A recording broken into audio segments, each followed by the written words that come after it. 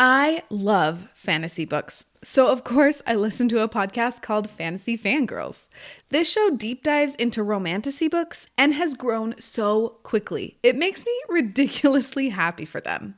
When I was at Podcast Movement back in August, I ran into Hayden Gray, the producer for Fantasy Fangirls. I did my best to keep my fangirling to a minimum and asked if he'd be on my show, and he said yes.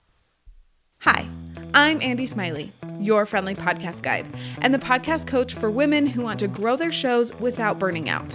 I share practical podcast tips, stories from my own journey, and wisdom from some of the smartest podcasters out there. Hayden is definitely one of those smart podcasters, and today you'll hear our conversation about both traditional and more creative ways to grow your podcast. And if you start feeling overwhelmed, don't worry. I'll share one simple next step at the end of the episode to help you keep the ball rolling. But before we dive in, I have to tell you about my favorite way to grow a podcast, Pinterest.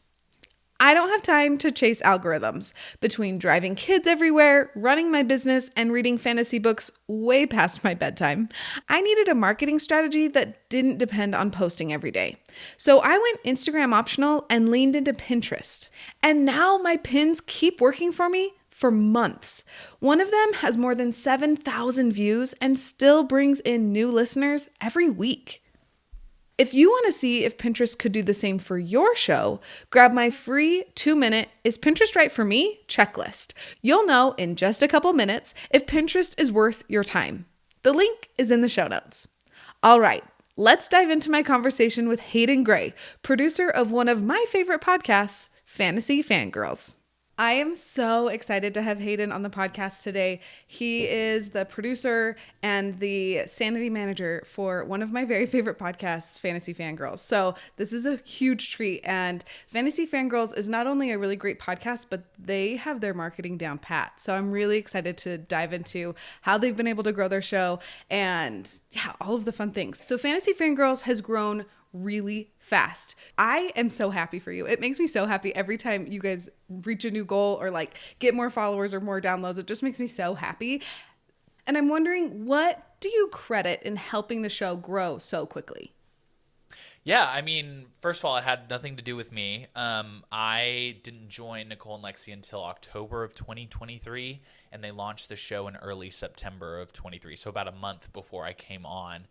And honestly, and what's interesting about this answer is it's not going to work for everybody. But really what they did that I think kind of like gave them a built-in audience from day one was they released social clips about episode 1 before they even launched the podcast. And for anyone who's not familiar with the show, the first series that they covered was Fourth Wing by Rebecca Yarros, which had just recently come out and was just like this crazy sensation across Book Talk. There weren't many people who were, people were obviously talking about it, but there wasn't a deep dive podcast that really dug into it in a way that a lot of people were craving. And so I think as Lexi and Nicole started to release these clips of the show they were about to do, people started to see, oh my God, this is exactly what I've been looking for. I need to make sure I'm tuning in on day one. And so they were hoping for, I think it was 20 downloads in the first week. And in the first couple of days, they had 5,000. Oh, that makes me so happy.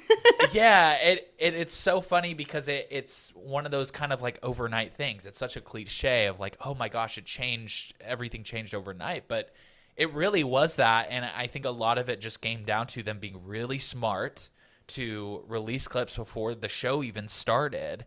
And also, there's a little bit of, maybe luck's not the right word, but it was the right place at the right time. There was a hole in the market, which is so hard to find in podcasting right now, and they kind of just jumped on it, and they took their corner of the internet, and they've kind of held on to it since then. Definitely. And I think you're right. I feel like social media doesn't always work. Or at least, let me rephrase. I feel like Instagram and TikTok doesn't always work for marketing a podcast. It's really good at building a community. But like you said, if you can't find any other podcasts that are like yours and you want to let people know about it, Instagram and TikTok's a great way to make that happen. Yeah. Well, first of all, I feel like that you can tell from episode 1 that they love what they're talking about. Like they are passionate and they are having a good time. And I feel like people noticed that and they loved that even in just the clips. And so I feel like they love what they're doing, and also they found something that no one else was doing that they wanted to do. And I truly do think that that set them apart, along with the fact that it's a deep dive and not very many podcasts are doing book deep dives like they do, at least.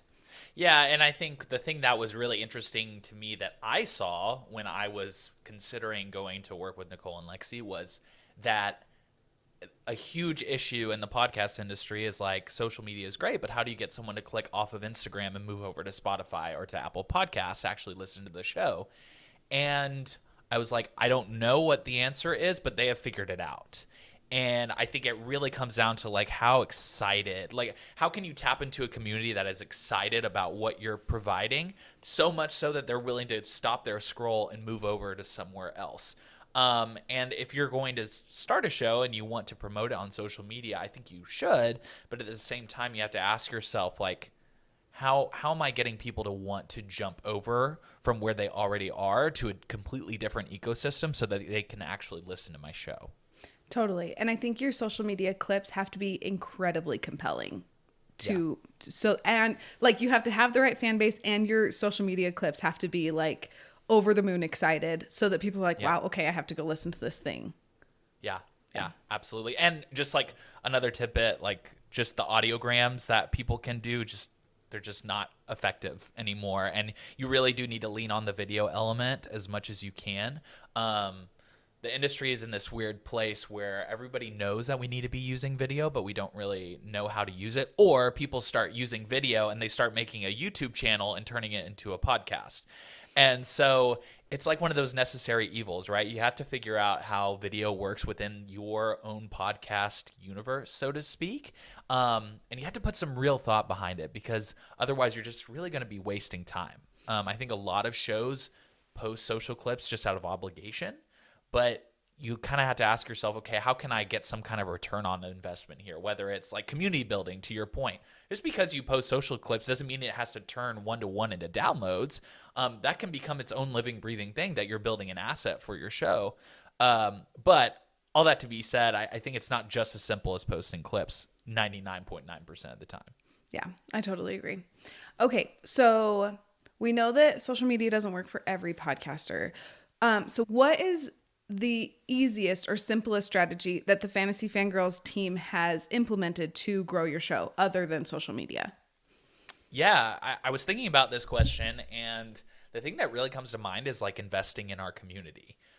If you have a show and you're lucky enough to have a group of people who are invested in your show, pouring back into them is the easiest way to do like guerrilla marketing and word of mouth marketing. I can't tell you how many times a week we have people who will share the episode or share one of our clips on their own Instagram story. And that is just a really effective way for you to get in front of people with like-minded interests who you maybe not have reached yet. I mean, if you look at the bookish community, all these people follow each other. Everybody's following each other. Everyone's commenting on each other's videos and blah, blah, blah, blah, blah. And, but we're not going to reach every single one of them. But if Lexi and Nicole, let's say, for example, we go to these live events and we have these meet and greets. If Lexi and Nicole do a really good job of making this person feel seen and heard, one, that's a great experience for Lexi and Nicole, because doing that kind of stuff really fills their cup. But on the other end, it's really impactful for that listener, and they're more likely to reach out to their friends, tell them about the show, or even just share it on their social media. That has been like a huge component of us. And in terms of like a lift, yeah, I mean, obviously it takes the time and effort to invest in the community, but it doesn't cost $1 for the business. It's a very effective way for us to do marketing without having to spend actual dollars.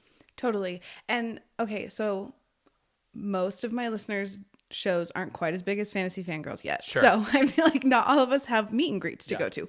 But I think how that could be translated for like other podcasters is go to networking events, meet people face to face. Like, let them know how awesome you are. And then when they get home, they're going to listen to an episode, fall in love with you, and then tell their friends about you, right? It doesn't have to be a meet and greet, which, all of us can dream that one day we get there. Yeah. But it doesn't have to be that right now. You don't have to be like, well, I can't do that, so that doesn't work for me. Find other ways. And that's just an example. That's just an example where, like, for example, your version of a meet and greet can be like an Instagram Live. It can be if you have some kind of like forum community, whether it's Discord or whatever, where you guys are having like a weekly happy hour together. Like all these different things to make somebody feel like they're actually not just listening to your show, but a part of something bigger than that.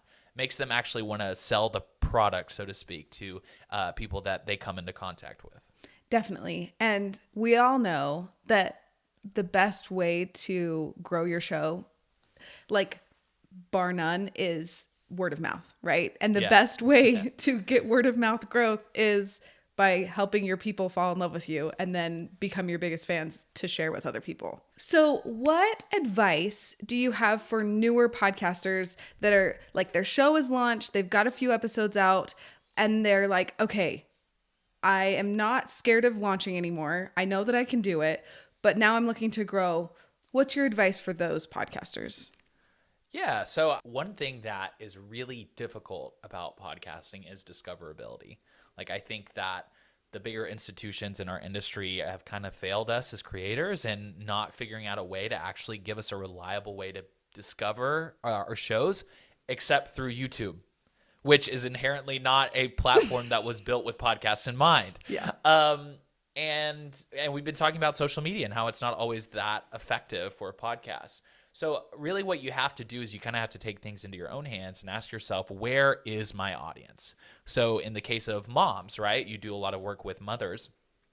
I remember there was a friend of mine actually who started a podcast after she had her child, and she made it kind of her passion project.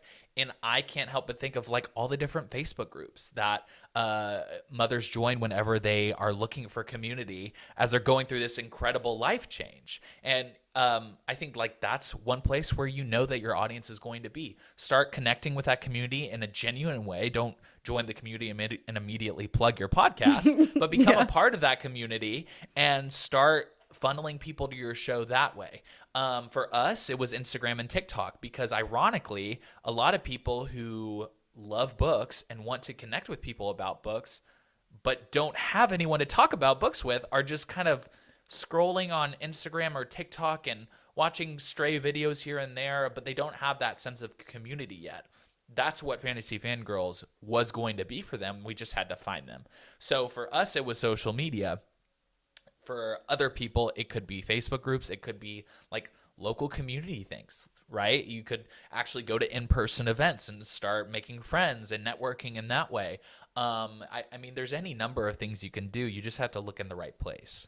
Definitely. I love that you said, like, figure out where your people are. That is it's a hard thing to do sometimes, but it's essential. You have to know where your people are hanging out. Like for me, the other one, so you said Facebook groups, which is truly, yes, a big place where moms hang out. The other one that I found is Pinterest. I use Pinterest for my podcast, and like it's really helped grow my show because honestly, not that many podcasters are using it. And also there are a lot of moms on Pinterest. And so when I finally, took a step back and was like, okay, where are my people really? And Pinterest was definitely not the first one on my list. But when I narrowed it down, I was like, you know what? Let's try it. And Pinterest has been such a good fit for me, but it is not the first one that you think of when you think of podcasts. So sometimes you have to get a little creative before you find where your place is to really invest to grow your show. Yeah, for sure. Or like if you have a business podcast, you would probably go to LinkedIn. Totally. It's just like, but we would probably never post on LinkedIn. It's just not worth it for us. But for somebody who, my first job in podcasting was a B2B podcast production company. And it was the driest work I've ever done. But these people have, 100,000 followers on LinkedIn. And so there's some kind of market there. Totally. I love it. Okay. So have you and the Fantasy Fangirls team had any like aha moments around podcast growth? Like as you've been trying different things, I feel like podcasting is a lot of trial and error, a lot of experimenting. Yeah. Have you had any of those aha moments when it came to growth?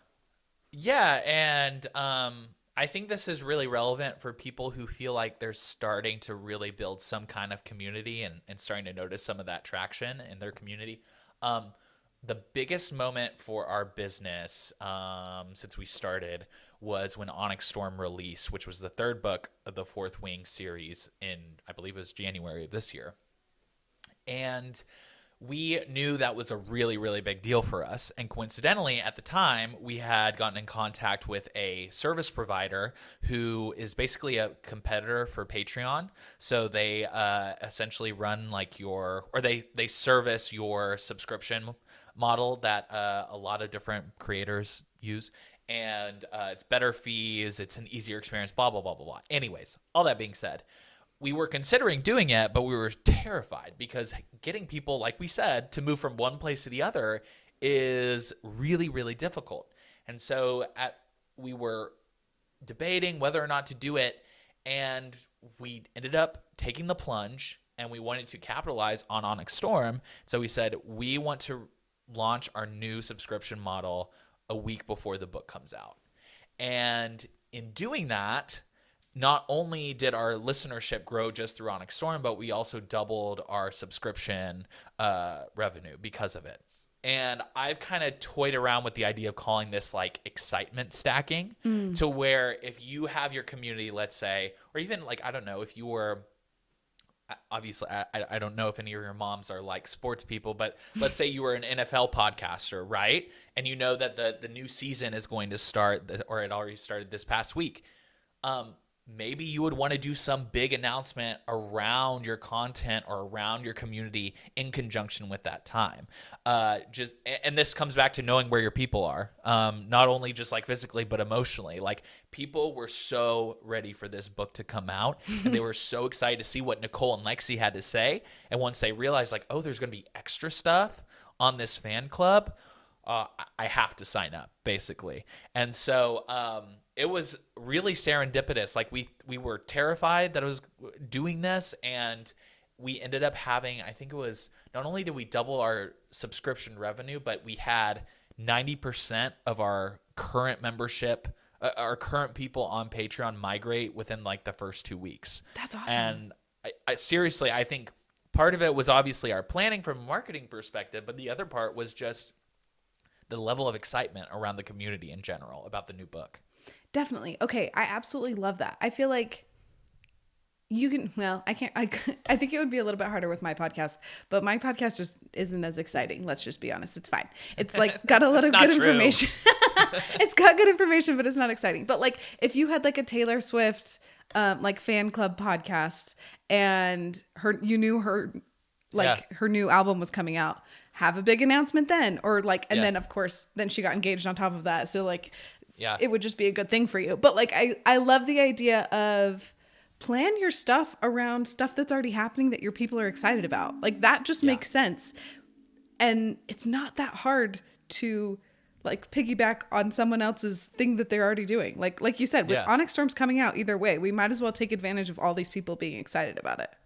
Yeah, and I think like this is more relevant to people who are like reaction style shows, or like maybe covering more like fandom related stuff. I think that is like just such a great guiding light for like when something big is happening in your neck of the woods content wise.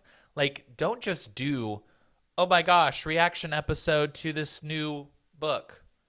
Make it like a big deal for your community and your entire business, because like there's not going to be another time, for at least in our case, like we don't know when the next Fourth Wing book is coming out, but probably in the next 2 years. That is like the Super Bowl of excitement for this community. So like, why not take advantage of it? The Taylor Swift thing is a great point. Unfortunately, I think there was like, she announced she was going to be on the podcast 2 days before the podcast. And then, so there wasn't enough time. Yeah. But, I mean, imagine if somebody timed a big launch with her engagement somehow. I mean, that would have been amazing. If they just somehow knew, that would be pretty amazing. Yeah, that'd be crazy. That'd be crazy. Anyways, but, yeah, it's just so interesting because we've been talking about like how hard it is to grow a podcast, and like, at some point, like if you're making content about somebody else's work or about something else, like you're already benefiting off the backs of the excitement that somebody else is drumming up. Just lean into it all the way. That just makes your marketing plan a lot easier than having to like think about like, oh, how many clips do I need to post, and exactly how exciting do they need to be, and what trends do I need to follow? It makes it a lot simpler. Definitely. I feel like a lot of it is like for reaction podcasts, and there are a lot out there, and there are good ones out there. I do feel like you can benefit from stuff. Like, I don't know if my podcast could benefit from Onyx Storm being released, but if I know most of my listeners, they have a podcast, but also they're like avid readers, why not take advantage of Onyx Storm? Or, I feel like Taylor Swift would be a good one. Most females on planet Earth, at least the ones that speak English, like Taylor Swift or know about her. So that would be an easy one to be like, hey, I could even just be like, okay, this season I'm changing the color of my like podcast icon to be her colors because why not? Right? Like, I feel like you can do it in other ways, even if it's not like directly related to your show. But like you said, just lean all the way in. If you're going to do it all the way. Yeah. Or with moms, it's like back to school. Totally. Like every year, like that's a great season for, parents have a little bit more time, maybe. I mean, granted, I'm not a parent, so I won't speak for them. But also there's, that's probably a time where that's a huge adjustment for parents. And so this is a great opportunity for your show to be like, hey, I might have some answers for you, or I might help you feel not so alone in this moment that might be really challenging for you. And so, I mean, you could do like a back to school series every year. Not to get too in the nitty gritty of it, but I think you can find something for just about every single niche. Oh, for sure. You just have to get creative. And the thing is that most people don't want to spend time getting creative with trying to figure it out. So if you spend that time trying to figure it out, the likelihood of your success goes up significantly. Yeah, absolutely. I feel like this was like a mini masterclass on how to grow your show in a unique way. Because truly, I have noticed there are a lot of book podcasts in the universe, but totally, Fantasy Fangirls was not the first book podcast, and you all have grown so fast and so much, and it makes me so happy. So just know that. I feel like I'm just talking to my listeners. I'm like, hi. Just know that even if your podcast is not the only one in your genre, Fantasy Fangirls shows you that you can grow even if you're the like 200th podcast in your genre. Yeah. Two things on that real quick. One, for inspiration for your listeners out there, Lexi was a stay-at-home mom essentially before this show took off, and now she's like this amazing boss woman who is like just like taking over the world basically. And I mean, it truly can happen to everyone. It won't happen to everyone, but it can happen to anybody. And then second, there have been probably thousands, tens of thousands of book podcasts released. 90% of them probably don't exist anymore. And Lexi and Nicole were the first to truly deep dive this one specific book. And it has propelled them to be able to do all other kinds of things. So when you think that your niche is crowded, there's a potential that like just the niche of your niche is crowded. And you need to find your specific corner of that niche to really kind of take off. So I don't know. I mean, it's been really, really interesting to be a part of this experience, but also watch this happen in real time. And at the end of the day, it's like taught me one thing is like nobody really knows what they're doing. It's all about like making stuff that people want to listen to and that makes them feel a part of something, not just like listening to a show every week. I think you'll find like all of my favorite shows throughout my life have been like not just shows, they're ones where I feel like, oh, I'm kind of a part of something. Like I'm a part of something bigger than just a show. And so there's not really a formula, but there's something that'll work for everybody. Definitely. Well, and one thing that Fantasy Fangirls has taught me is do what you love, because like, even if you don't grow as fast as Fantasy Fangirls, at least you're going to enjoy it along the way, right? Like, it's not like there's, like you said, there is no perfect formula. So make sure you're doing something that you're enjoying along the way as you're figuring it all out. Yeah, for sure. And that's the other thing is like podcasting was built as an industry of hobbyists who love something so much that they want to talk about it. And I think it's really important for you to approach it in that way as you're building a show. I think people think of podcasts as like business entities from day one and just like unless if you're a celebrity, that's just like not the reality of what you're going to be working with. And if you don't approach your show with the same passion that you feel, then you probably shouldn't be making your show. Like, for example, it's like, I started a podcast in the pandemic, and I stopped it when I started to feel less excited about the actual subject matter that I was talking about, because it was no longer a hobby. It felt like work. And so that's kind of like my last piece of advice is like we walk away from this is for people as they're starting their show to always keep in mind, like, why did I start this in the first place? Hopefully it's because I love what I'm talking about, and to always keep that intact, because at the end of the day, one day the show will end. Like, Fantasy Fangirls probably won't be around forever. I'd be really surprised if I was 70 years old and still working on the show. But, like, I'll be able to look back on it and say to myself, like, I'm really proud that I was able to work on this thing, because myself and Nicole and Lexi were really passionate about what we were talking about. And that counts for a lot. That counts for way more than, like, the number of downloads that you get on any given episode. I completely agree. I love that. Well, thank you so much for being on the show today. This has been an absolute delight, and I'm so excited for all of my listeners to hear it. Thanks so much, Andy. Appreciate it. Isn't the Fantasy Fangirl story amazing? And Hayden was such a delight. I am so grateful he took the time to share his insights on podcast growth. Okay, let's take a second to recap what we just learned from Hayden, because there were so many gems in there. First takeaway, create excitement before your launch. Hayden talked about how Fantasy Fangirls posted clips before their first episode even dropped, and that early buzz helped them hit 5,000 downloads in just a few days. And you haven't missed the boat if you've already launched your podcast. You can use this same strategy with the launch of each new season of your podcast. The second takeaway is invest in your community. When people feel seen and part of something bigger, they naturally share your show.